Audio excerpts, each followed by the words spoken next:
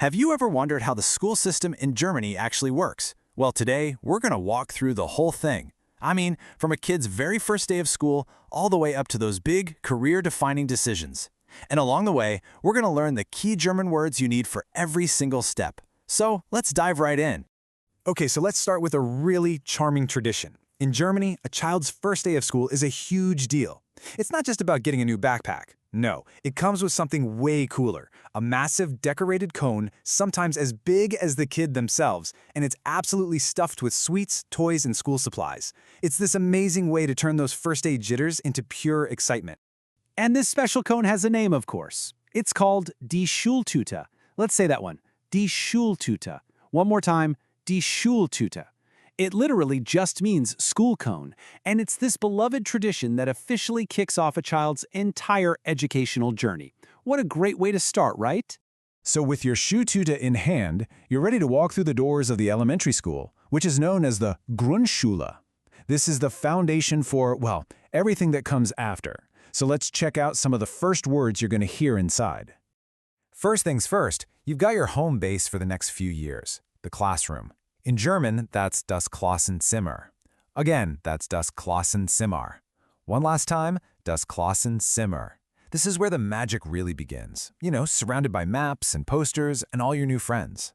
Now, right at the front of that classroom, you'll find the center of attention for pretty much every lesson, the chalkboard or the whiteboard. In German, this is die Tafel. Say it with me, die Tafel. One more time, die Tafel. It's where all the new ideas get introduced and where you solve all those tricky problems. And of course, you're not getting very far without one of these, a pencil. Or, as they say in German, der Bleistift. Let's try it. Der Bleistift. Again, der Bleistift. It's such a simple but absolutely essential tool for every student, whether you're just learning to write your name or you're tackling some really tough math. And you know what? At the end of the day comes that one thing that's universal for students everywhere, homework. In German, it's called die Hausaufgaben. Let's hear it. Die Hausaufgaben. One more time. Die Hausaufgaben. Yep. Seems like some things are pretty much the same in every school system on the planet. All right, so after about 4 years in elementary school, around age 10, students in Germany get to this major crossroads. This is where the system is really different. They're guided onto different educational tracks, all based on their academic performance, their strengths, and what their future goals might be. It's a really defining feature of German education. So there are 3 main paths you can take for secondary school. First up, you've got the Hauptschule, which is really designed to get students ready for hands-on vocational training. Then there's the Realschule, which is kind of like a middle ground, offering a mix of practical and academic subjects. And finally, you have the Gymnasium. That's the most academically intense track, and it's the direct pipeline to university. Let's talk a little more about that university track. The school is called Das Gymnasium. Let's say it. Das Gymnasium. Again, Das Gymnasium. And don't let the name fool you. In Germany, this has nothing to do with sports. It's a very demanding academic high school that all leads up to one set of major final exams. So, after all those years of hard work at the Gymnasium, students are aiming for this one crucial final diploma, which they get by passing a whole set of tough exams. This is called das Abitur. That's das Abitur. One more time, das Abitur. You can think of it as the golden ticket. It is the essential qualification you absolutely need to get into a German university. Okay, so once secondary school is finished, students face yet another huge choice. This time it's between 2 main career paths. Are you going for hands-on vocational training, or are you going for theoretical university study?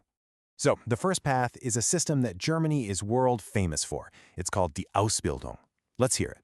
Die Ausbildung. Again, die Ausbildung. This is a dual-system apprenticeship where you literally split your time. Part of the week you're at a company learning a trade hands-on, and the other part you're at a special vocational school. It's a real cornerstone of the German economy. The other path, which requires that Abitur we just talked about, is das Studium. Das Studium. One more time, das Studium. This is what you think of as traditional academic studies at a university, focusing on theory, research, and critical thinking.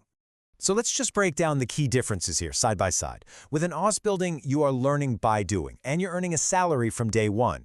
Your goal is a state-recognized professional degree. But with a Studium, it's all about theory. You need that Abitur to get in, and you typically aren't earning money while you study. That path leads to an academic degree, like a bachelor's or master's.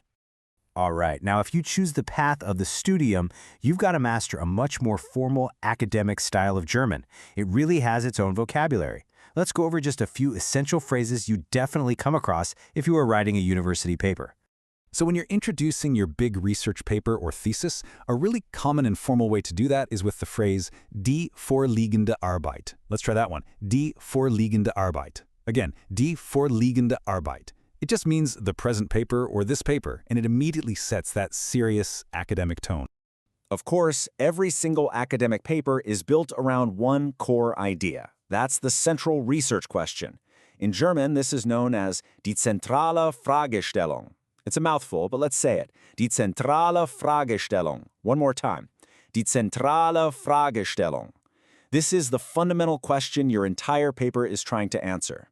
And finally, when you get to the end and you need to tie all of your arguments together, a classic academic phrase to kick off your conclusion is zusammenfassend lässt sich sagen.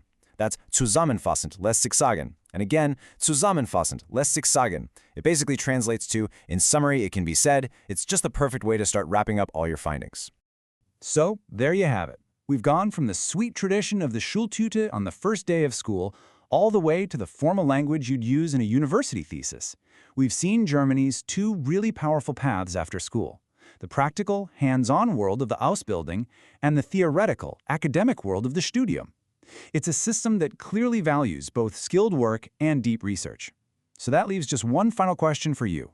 Now that you've seen both paths, which one sounds like it would be a better fit for you?